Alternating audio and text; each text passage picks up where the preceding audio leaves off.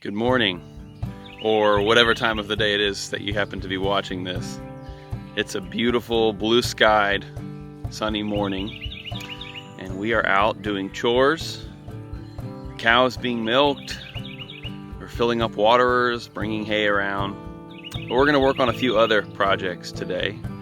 I've got a few things on my list and we'll bring you along for as many of them as I can get the camera rolling for. We're going to work on suckering and pruning the tomatoes. Look forward to bringing you along for it. I've got my faithful helpers and friends, and we are going to be productive today.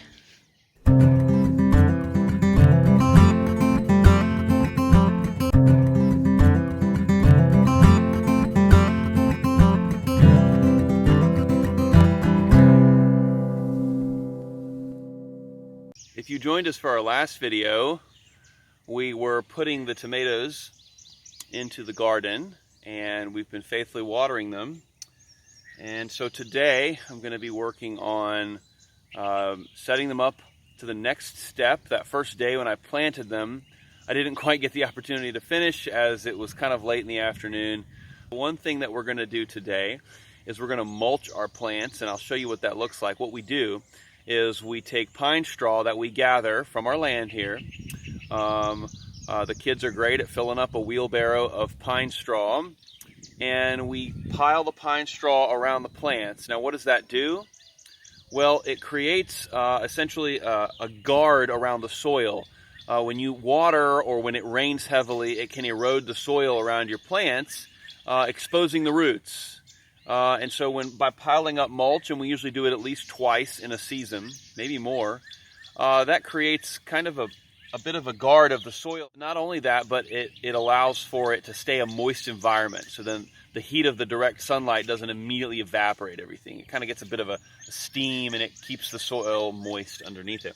You may notice that I've got a bare spot right here. I've got 6 inches of no stem. So I will go around to each plant and actually I will prune back the stems that are 6 to 8 inches from the soil, because one of the main spreaders of disease is water droplets from rain. When the rain hits the soil, it splashes up bacteria and molds from the ground and it hits the leaves. So if I can keep my lower leaves away from that and keep that from happening, then I can curb some of the disease that will happen on the plants. A third thing I want to point out about the plants this morning is that we're trying something a little different this year. We're trying one of the soaker watering methods. So it's a hose here, and when you put the water pressure on, it expands just a little bit, and it's got tiny little perforations that allow it to swell up, and water drips out. It's actually really amazing. It's a good way to control the flow of water as well as be conservative with your water and not waste so much. When I'm spraying the hose or running a sprinkler or even using the watering can, we can tend to have a lot of water waste. So this allows us to prevent that.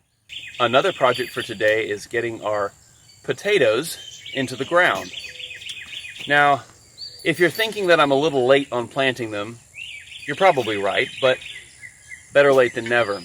Ideally, you would put your potatoes, if you're going to go directly into the ground, a couple of weeks before your last average frost date. Now, I put these potatoes from the greenhouse. I started our potatoes in the greenhouse to give them a sort of a speed ahead in sprouting. I put them in some soil in the greenhouse. They've all sprouted beautifully, and right now I'm going to lay them in this. If you're wondering what this contraption is, it is a potato box built of scrap wood, and you can tell just bits of little small trees that we've cut down in clearing. And what will happen is I will place them in here, and then as they get about 12 inches tall, I will cover about 2/3 of the plant with soil or straw or compost, and then continue to allow them to grow. So the goal would be that it was fill up, and we'll keep putting sides on this as we fill it with soil, and the potatoes can fill this. Now, what are the benefits of this? The soil is very loose, allowing for the growth of the potato tubers to move through the soil and to grow and expand. Another benefit will be when it comes harvest time, we'll just have to take some of the sides off and we can just pull the potatoes out. We won't have to worry about digging up, possibly damaging them with shovels. There are a lot of ways to grow potatoes, but this is what we're going to try this year, and we'll keep you updated with how it goes. All right, now it's time to get these in the ground.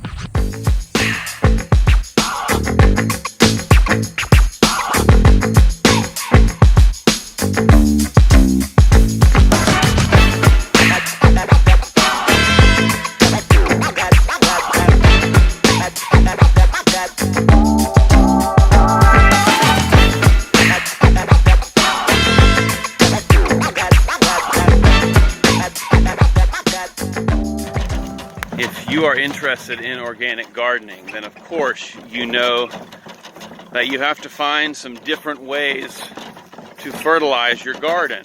One of the ways we do that is with manure from our milk cow. And if you've ever been interested in homesteading, then I highly recommend Joel Salatin's book, You Can Farm. In one of his early chapters in the book, he talks about tasks that young men or boys did generations ago. It was just a part of the growing up tasks. And one of those tasks was collecting manure for the garden. And so I collect this and store it. It needs to be aged a little bit before it can be applied to the garden. But in doing so, we're using a resource that we have, and now we're able to use manure in order to feed us. So I'm going to get this collected and put it in a compost section for it to age for just a little bit, so any harmful bacteria can die. Then we can use it for the garden. It has been a full but productive day today. We're sitting here right now watering the plants as the sun is getting ready to go down, and we got a lot done today. What are some of the things we did today? We got some mulch. You got some mulch? Good. We got two more raised beds. 2 more raised beds, that's right, we did. We collected some manure. Collected some manure, that's right. We got the potatoes planted, as you saw. It has been a full day. And thank you so much for joining us and for being part of the adventure today. We look forward to seeing you again. Please check back. But until then, we'll say goodbye. Bye. Goodbye.